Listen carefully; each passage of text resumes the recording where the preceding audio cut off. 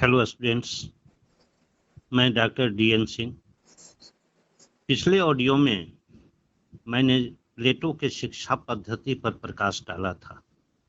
आज मैं प्लेटो के शिक्षा पद्धति की विशेषता, इसकी आलोचनाएं एवं इसकी प्रासंगिकता पर प्रकाश डालने का प्रयास करूंगा। प्लेटो की शिक्षा पद्धति के विवेचन के बाद मैं इस निष्कर्ष पर पहुंचा हूं कि इसकी अनेक विशेषताएं हैं। पहला, यह शिक्षा पद्धति मनोवैज्ञानिक। प्लेटो मनुष्य की मूल स्वाभाविक प्रवृत्ति को पकड़ा है एवं उनके स्वाभाविक विकास पर जोर दिया है। इसलिए कैटलिन ने कहा है, it is totally psychological.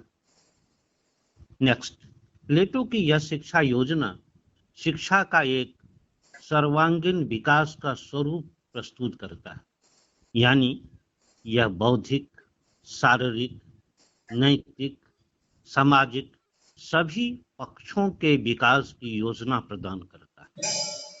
Next, Plato की इस शिक्षा पद्धति का उद्देश्य श्रेष्ठ नागरिक एवं श्रेष्ठ प्रशासक की प्राप्ति करना है, जो व्यावहारिक रूप में प्लेटो के समक्ष राज दर्शन की सबसे बड़ी मूल समस्या है।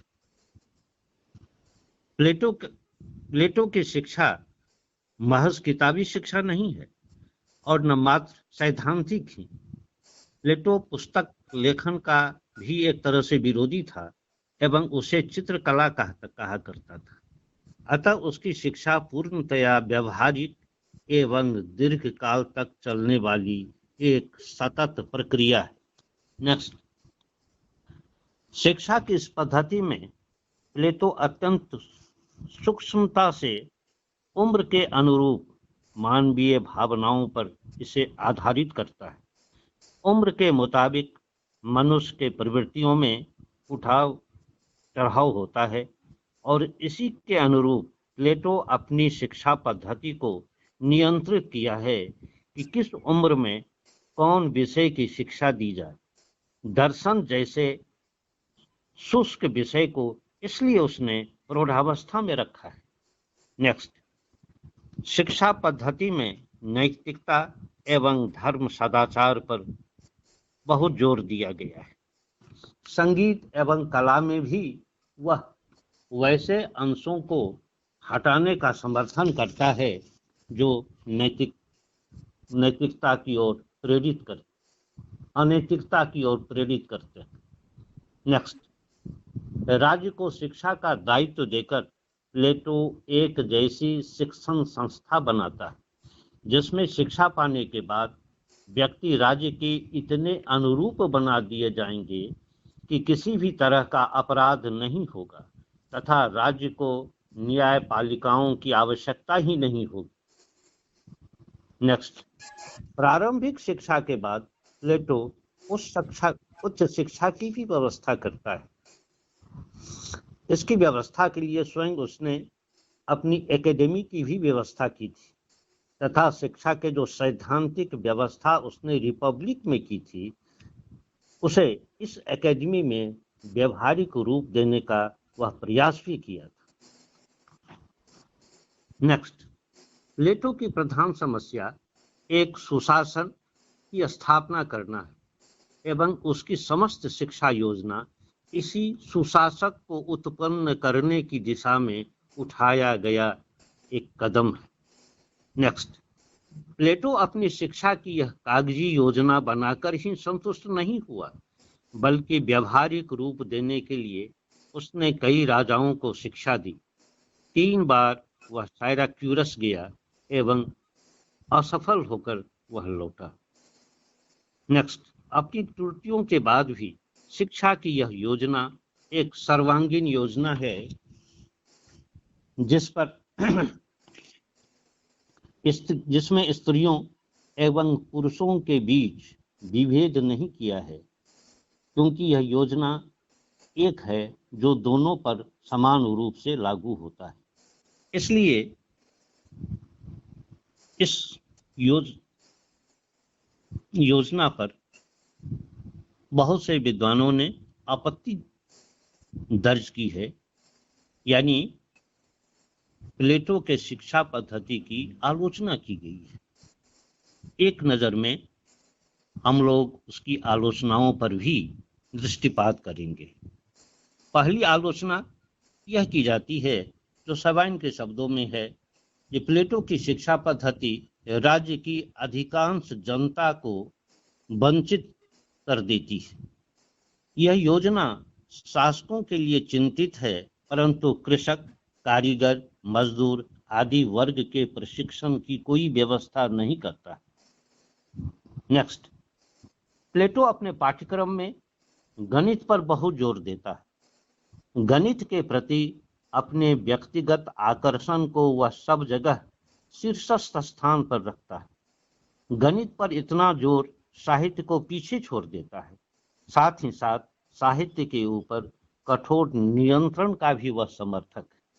नेक्स्ट, कला के विकास के लिए, उसके सौंदर्य प्रस्फुटन के लिए स्वाधीनता पहली शर्त है। नैतिक उपदेश में जकड़ी हुई कला मानव हृदय का स्पर्श नहीं कर सकती है, और जो कला विशुद्ध कला के रूप में मानव हृदय को गुदगुदा नहीं सकती है, तो वह उसके विचार को भी प्रभावित नहीं कर सकती। नेक्स्ट, प्रारंभिक शिक्षा की व्यवस्था ऐसी है कि वह बौद्धिक शक्ति को निष्क्रिय एवं गौण कर देती है। यह मात्र इंद्रिय गम्य शिक्षा है। संदेह होता है कि यह शिक्षा पद्धति शिक्षार्थी की बौद्धिक जिज्ञासु प्रवृत्ति को कहीं कुंठित न कर दे।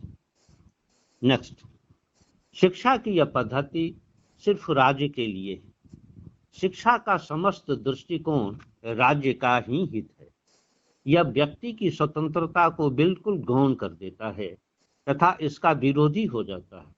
यही कारण है कि प्लेटो के ऊपर सर्वाधिकारवादी होने का आरोप भी लगाया जाता है। नेक्स्ट, शिक्षा की यह योजना आवश्यकता से अधिक कठोर लगती है। इसकी व्यवस्था संभव ही नहीं लगती है। प्लेटो ने स्वयं अपने शिक्षा योजना को व्यावहारिक रूप देने की चेष्टा की, लेकिन वह असफल रहा एवं साइराक्यूरस में बंद ही भी रहा। नेक्स्ट, शिक्षा का क्रम भी अत्यधिक लंबा है। 35 वर्ष तक की दीर्घ आयु तक चलने वाली शिक्षा सिर्फ समय साध्य ही नहीं बल्कि व्यय साध्य भी होगी। साथ ही इतना धैर्य बहुत कम व्यक्ति को होगा कि इस आयु तक शिक्षा के लिए वह प्रयत्नशील रहे। अंत में कहा जाता है कि 35 वर्ष तक यानी प्रौढ़ावस्था तक गुरु पर निर्भर रहने वाला शिक्षार्थी अपने आत्मनिर्भरता की प्रवृत्ति को वह खो देगा। उसमें आत्मनिर्णय की क्षमता समाप्त हो जाएगी। स्वमेव का कार्य संचालन एवं उत्तरदायित्व की भावना समाप्त हो जाएगी। लेकिन इन आलोचनाओं के बावजूद हमें यह स्वीकार करना होगा कि प्लेटो जिस समय में आज से लगभग 2000 वर्ष पूर्व जो शिक्षा प्रणाली की कल्पना की थी, उसके बहुत सारे तत्व आज भी प्रासंगिक है। जैसे उसने शिक्षा की योजना में आयु की प्रधानता दी थी, यानी आयु के अनुरूप शिक्षा की व्यवस्था आज भी अनुकरणीय है, प्रशंसनीय है। दूसरा, शिक्षा का पाठ्यक्रम काफी विस्तृत है। समय के मुताबिक, उम्र के मुताबिक प्लेटो ने अपने पाठ्यक्रम में विषयों को समावेश किया है। नेक्स्ट, उसकी शिक्षा योजना वर्ग के अनुसार है। किस वर्ग को कैसे शिक्षा दी जाए, इस पर वह काफी ध्यान रखा है। इसलिए सैनिकों को दर्शन शास्त्र की शिक्षा वह नहीं देता। नेक्स्ट, शिक्षा व्यवस्था में व्यायाम एवं संगीत का वह सुंदर समन्वय किया है। नेक्स्ट, नारी शिक्षण पर जोर देकर उसने प्रगतिवादी कदम उठाया है। उस समय स्त्रियां घर की चार दीवारी में रहा करती थी। कोई कल्पना भी नहीं कर सकता था उस समय जो नारी को शिक्षित भी बनाया जाए। लेकिन प्लेटो ने ऐसा कदम उठाकर आज वर्तमान परिस्थिति में हम लोगों को एक राह दिखाता है कि आधी आबादी को शिक्षा से दूर नहीं रखा जा सकता है, नहीं रखा जाना चाहिए।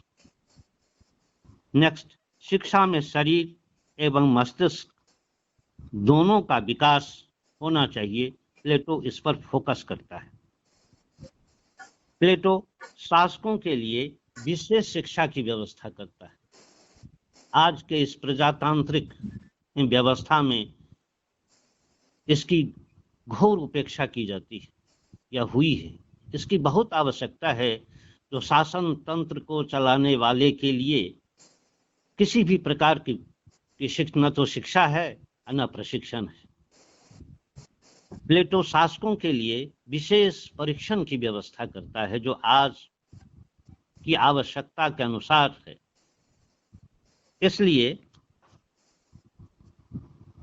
कैटलिन के शब्दों में मैं निष्कर्षतया यही कहूंगा, it is more to be praised than to be pardoned. आपको फिर छात्र में एक बार फिर धन्यवाद दे दूं। आप हमारे इस धारावाहिक प्लेटो के कड़ी को आप पसंद करते हैं। मैं आगे भी इसे जारी रखूंगा, मैं ऐसा आपको वचन देता हूं।